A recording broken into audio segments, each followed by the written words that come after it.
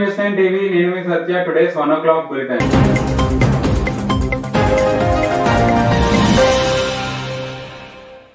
కార్గిల్ విజయ్ దివాస్ సందర్భంగా మేడిపల్లి మండల కేంద్రంలో కార్గిల్ అమరవీరులకు కొవ్వొత్తుల ర్యాలీతో ఘనమైన నివాళులు అర్పించడం జరిగింది. ఈ కార్యక్రమంలో గ్రామ యువకుడు గోస్కి మధు మాట్లాడుతూ జమ్మూ కాశ్మీర్ లోని సియాచిన్ కొండల్లో వీరోచితంగా పోరాడి పాకిస్తాన్ ముష్కరులను వెనక్కు పంపి భారతదేశ త్రివర్ణ పతాకాన్ని రెపరెపలాడించిన భారత సైన్యం వీరత్వాన్ని గర్విస్తూ కార్గిల్ యుద్ధంలో వీరమరణం పొందిన సైనికులకు ఘనంగా నివాళులు అర్పిస్తున్నామని తెలియజేశారు. ఈ కార్యక్రమంలో ఆర్మీ జవాన్లు బండారి రమేష్, ప్రకాష్, గ్రామ యువకులు పాల్గొన్నారు.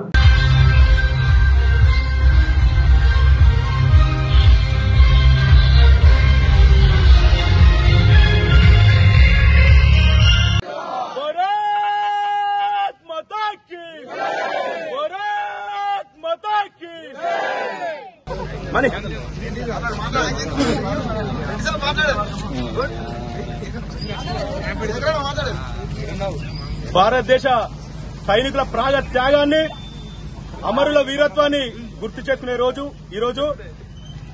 కార్గిల్ యుద్ధంలో భారతదేశం విజయం సాధించి నేటికి 25 సంవత్సరాలు పూర్తి చేసుకుంది. కార్గిల్ యుద్ధాన్ని ఒకసారి మనం గుర్తు చేసుకుంటే జమ్మూ కాశ్మీర్లోని సియాచిన్ ఎత్తైన కొండల్లో -డిగ్రీల ఉష్ణోగ్రతలో భారత సైనికుల వీరత్వంగా పోరాడి అక్రమంగా చొరబడిన పాకిస్తాన్ ముష్కరులను తరిమికొట్టి ఎత్తైన సియాచిన్ కొండల్లో భారతదేశ త్రివర్ణ పతాకాన్ని రెపరెపలాడించిన ఘనత భారతదేశాన్ని మనం చూస్తా ఉన్నాం. ఆ రోజు గడిచిన కార్గిల్ యుద్ధంలో భారత సైనికులు 527 మంది వీరమరణం పొందగా వేల సంఖ్యలో జవాన్లు గాయాల పాలైనారు. భారతదేశ గొప్పతనం ఒక్కసారి మనం చూస్తా ఉంటే ఆ రోజు జరిగిన కార్గిల్ యుద్ధంలో పాకిస్తాన్ సైనికులు మరణిస్తే వారి మృతదేహాలను కూడా పాకిస్తాన్ తీసుకుపోలేదు. ఆ శత్రువులైనప్పటికీ కూడా వారి మృతదేహాలని మనం భౌతిక ఖననం చేసి గొప్ప మనసును చాటుకుంది భారతదేశం. నిజంగా ఈ రోజు భారతదేశ రక్షణ వ్యవస్థ ఎంత పటిష్టంగా ఉందంటే మొన్నటికి మనం చూసినాం. యూరి సెక్టార్ లో పాకిస్తాన్ ముష్కరులు చొరబడితే వారిని తరిమికొట్టి పాకిస్తాన్ భూభాగంలోకి పోయి సర్జికల్ స్ట్రైక్ చేసిన ఘనత ఈ రోజు భారతదేశం అని చెప్పి చెప్తా ఉన్నా. మరి ఈ రోజు చైనా లాంటి దేశాలు కూడా మన భారతదేశ రక్షణ వ్యవస్థ చూస్తే ఈ రోజు తోకముడిచే పరిస్థితి ఈ రోజు మన రక్షణ వ్యవస్థ అంత అభివృద్ధి చెందింది. మరి ఈ రోజు చాలా సంతోషంగా ఉంది. ఎందుకంటే అమరులకు నివాళులర్పించే కార్యక్రమంలో ఈ రోజు నా మేడిపల్లి గ్రామ యువకులందరూ ఏకతాటిపై వచ్చి ఆ అమరులకు ఘనమైన నివాళులు అర్పించడం చాలా సంతోషంగా ఉంది. ఈ సందర్భంగా నేను ఒకటే కోరుతా ఉన్న యువకులని, భారతదేశ రక్షణ వ్యవస్థలో రానున్న రోజున నా మేడిపల్లి యువకులు ఉండాలా, దేశానికి సేవ చేయాలా, ఈ మేడిపల్లి గడ్డకు ఒక మంచి పేరు తీసుకురావాలని చెప్పి ఈ సందర్భంగా మీ అందరికి కోరుతూ ధన్యవాదాలు. భారత్ మాతాకి జై. ధన్యవాదాలు.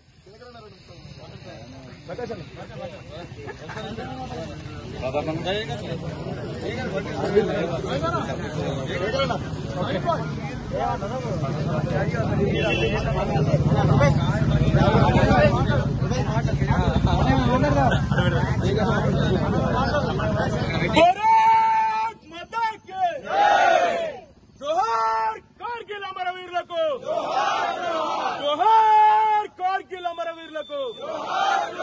పటాన్ చెరువు పట్టణం జేపీ కాలనీలో ఉన్న పంచముఖ ఆంజనేయ స్వామి దేవాలయానికి నూతన అధ్యక్షునిగా ఎన్నికైన కొండ మనోహర్ గుప్తా, వీరికి శుభాకాంక్షలు తెలిపిన మాజీ అధ్యక్షుడు శ్రీనివాస్ గుప్తా, గౌరవ అధ్యక్షుడు చంద్రశేఖర్ గుప్తా మరియు దేవాలయ కమిటీ సభ్యులు. అనంతరం వారు మాట్లాడుతూ ఆలయ కమిటీలో ఉన్న సభ్యులందరూ కలిసి 13 సంవత్సరాల క్రితం పటాన్ చెరువు నియోజకవర్గం పరిధిలో కని విని ఎరుగని రీతిలో శ్రీ పంచముఖ ఆంజనేయ స్వామి దేవాలయం నిర్మించాము. మేమందరం ఈ మందిరం నుండి ప్రతి సంవత్సరం హనుమాన్ జయంతి, శ్రీరామనవమి, అనేక హిందూ పండుగలను హిందూ బంధువులతో కలిసి సాంస్కృతిక కార్యక్రమాలను నిర్వహిస్తాము.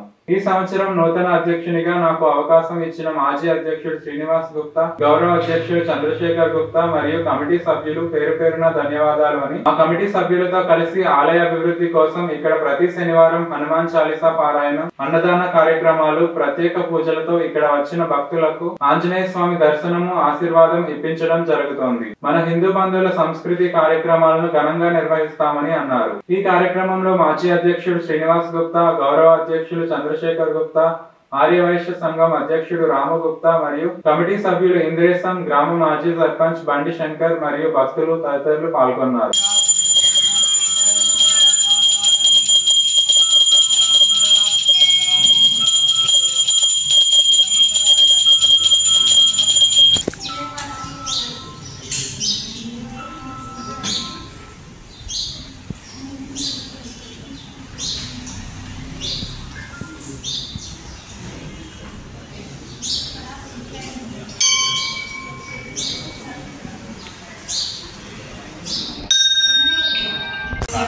आर्थिक मामले से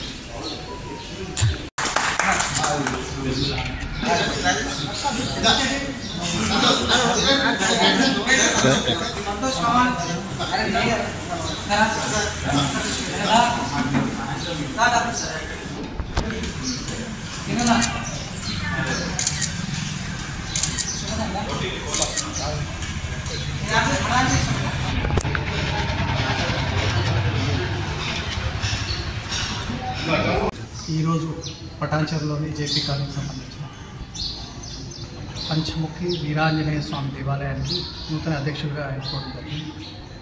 నాకు ఈ బాధ్యతను అప్పచెప్పిన పూర్వ అధ్యక్షుడు, దాంతోపాటు మా గౌరవ అధ్యక్షుడు చంద్రు గారు అందరి సమిష్టి కృషితోని మేము ఈ దేవాలయాన్ని ముందుకు తీసుకెళ్తా ఉన్నాము. పటాన్చెరులోనే కనీవిని ఎరగని రీతిలో ఈ దేవాలయాన్ని గత 13 సంవత్సరాలు నడుపుతా ఉన్నాము. ఇప్పుడు నాకు వచ్చిన సమయం ప్రకారంగా నేను కూడా రాబోయే సంవత్సరం వరకు ఏదైతే హనుమాన్ జయంతి వరకు ఏదైతే ఉందో ప్రతి కార్యక్రమాన్ని నిర్వహించి హిందూ సంస్కృతి నేర్పించే విధంగా కొంతమంది అది మర్చిపోతూ ఉన్నారు. ఆ సంస్కృతి నిలబెట్టే విధంగా అందరి భక్తులు వచ్చేటట్టుగా భక్తులు ఇంకా రావాలి, దేవుణ్ణి స్మరణ చేసుకోవాలి. కార్గిల్ విజయ్ దివాస్ ను పురస్కరించుకొని మహబూబాబాద్ జిల్లా కేంద్రంలో సోల్జర్ మెమోరియల్ సొసైటీ ఆధ్వర్యంలో దేశం కోసం అమరులైన సైనికులను స్మరించుకొని పూలమాలలతో ఘనంగా పలువురు మాజీ సైనికులకు నివాళులర్పించి పట్టణంలో ర్యాలీ నిర్వహించి అనంతరం పాఠశాల విద్యార్థులకు పండ్లు పంపిణీ చేశారు. అమరవీర జవాన్ల ఆత్మకు శాంతి చేకూరాలని కొవ్వొత్తులతో ఘనంగా నివాళులర్పించారు. ఈ సందర్భంగా మాజీ సైనికులు రాజు మాట్లాడుతూ 2003 సంవత్సరంలో జులైలో కార్గిల్ యుద్ధంలో వీరమరణం పొందిన వారికి ఘనంగా నివాళులు అర్పించామన్నారు. కార్గిల్ పోరులో పాకిస్తాన్ మూకలను దేశం నుండి తరిమికొట్టి వారిపై విజయం సాధించి త్రివర్ణ పతాకాన్ని ఎగురవేసిన రోజున కార్గిల్ విజయ్ దివాస్ గా జరుపుకుంటున్నామన్నారు. కార్గిల్ పోరులో వీరమరణం పొందిన సైనికుల ఆత్మశాంతి కోసం కార్గిల్ విజయ్ దివాస్ ను ప్రతి సంవత్సరం జూలై 26న నిర్వహిస్తున్నట్లు తెలిపారు. కార్గిల్ యుద్ధంలో ప్రాణాలు కోల్పోయిన వీర జవాన్లను భారత జాతి ఎప్పటికీ గుర్తుంచుకుంటుందన్నారు. దేశ రక్షణకు భారత దళాలు ప్రతి క్షణం రెడీగా ఉంటాయని అన్నారు. జిల్లా కేంద్రంలో కార్గిల్ స్మారక చిహ్నాన్ని సైనిక భవనం నిర్మించాలని విజ్ఞప్తి చేశారు. ఈ కార్యక్రమంలో మాజీ సైనికులు, యువకులు, విద్యార్థులు పాల్గొన్నారు.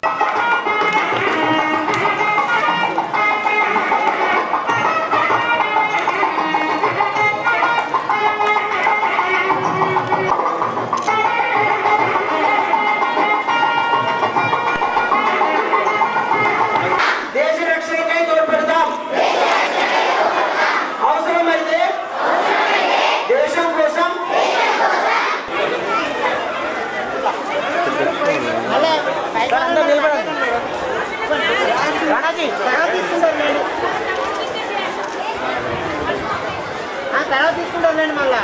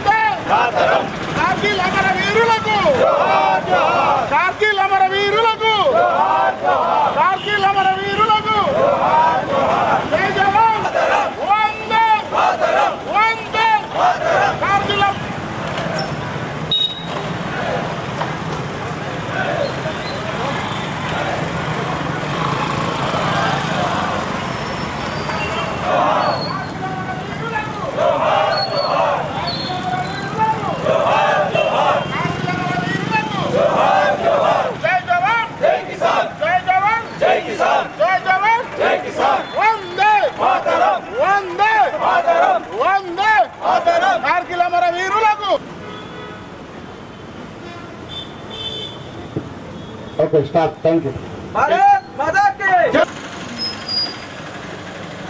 21 సంవత్సరాలు ఆర్మీలో ఉండి నేను రీసెంట్గా రిటైర్డ్ అయినాను.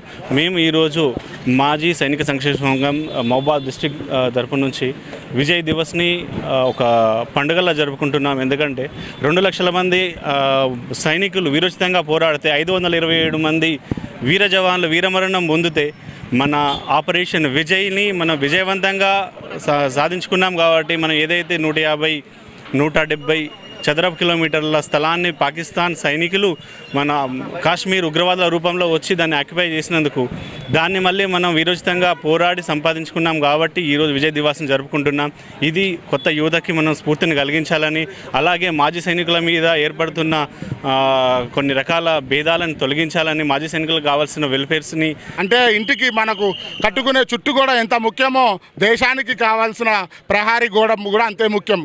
ఆ ప్రహారీ గోడ మీ ఇంటికి లేకపోతే పక్కవారు కానీ ఎదురింటి వాడు కానీ మీ ఇంట్లోని వస్తువులను మీ జాగను ఎలా కబ్జా చేస్తారో, దేశానికి ప్రహారీ గోడ లాంటి సైన్యం లేకపోతే మన దేశం కూడా మళ్ళా బానిసల చేతిలోకి వెళ్ళిపోతుంది. మన దేశాన్ని వేరే పాలించకుండా ఉండాలి అంటే, మన దేశం సౌభాగ్యంగా ఉండాలి అంటే సైన్యం చాలా అవసరం. ప్రతి ఒక్కరూ ఈ యువత కానీ ప్రతి ఒక్కరూ ఈ విషయాన్ని దృష్టిలో పెట్టుకోవాలి. 25 సంవత్సరాలు కార్గిల్ యుద్ధం జరిగి ఈరోజు కార్గిల్ విజయ్ దివస్గా గవర్నమెంట్ నామకరణం చేసింది. కానీ చూడండి, దురదృష్టం అనుకోవాలో అదృష్టం అనుకోవాలో, ఇది ఓన్లీ సైనికులకు మాజీ సైనికులకు సంబంధించిన విషయం మాత్రంగానే చూస్తున్నారు. కానీ మామూలు జనాభాలో సివిల్లో ఎటువంటి ఆదరణ లేకపోతున్నది. మన దేశం సుభిక్షంగా ఉండాలంటే మరి అలాంటి పెత్తందారులు కానీ, అలాంటి క్యాపిటలిస్టులు కానీ, అలాంటి వేరే రాజ్యాలు కానీ మన మీద దాడి చేయకుండా ఉండాలి అంటే సైన్యం చాలా అవసరం. కాబట్టి నేను దేశ ప్రజలందరికీ ఈ 25వ కార్గిల్ విజయ్ దివస్ సిల్వర్ జూబ్లీ తరపున అందరికీ శుభాభినందనలు తెలుపుతూ ఒక విషయం గుర్తుంచుకోవాలని చెప్తున్నా. పాత బస్తీలో సింహవాహిని శ్రీ మహంకాళి బోనాల వేడుకలకు ఏర్పాట్లు పూర్తయ్యాయి. సింహవాహిని ఆలయంతో పాత బస్తీలోని 28 ప్రధాన దేవాలయాలతో పాటు మరో 330 ఆలయాలను శోభాయమానంగా అలంకరించారు. జూలై 28 ఆదివారం తెల్లవారుజామున 3 గంటలకు లాల్ దర్వాజా సింహవాహిని అమ్మవారికి జల్లె కడువ నిర్వహిస్తారు. 4 గంటలకు బలిహరణ, 5 గంటల 30 నిమిషాలకు దేవి మహాభిషేకం అనంతరం భక్తులను దర్శనానికి అనుమతిస్తారు.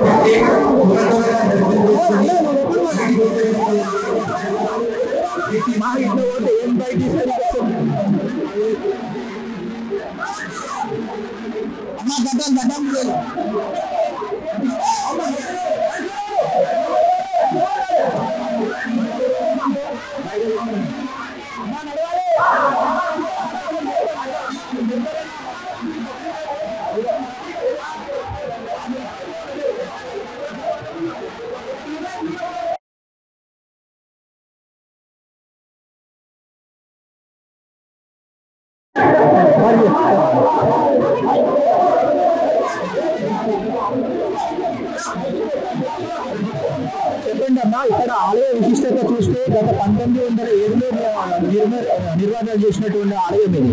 సో మీరు ఎప్పటి నుండి వస్తున్నారు, ఎక్కడ ఉంటారు? ఇది మా మామయ్య వాళ్ళు చిన్నప్పటి నుంచి వస్తున్నామండి. పురాతనం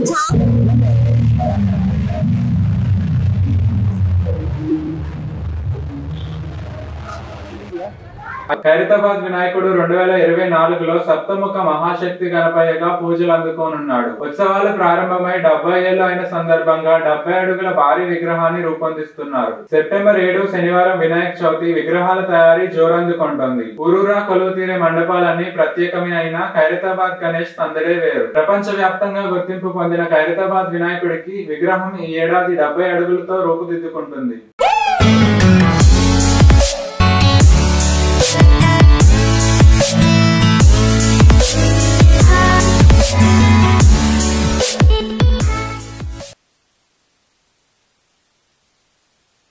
Thank you for watching News 9 TV.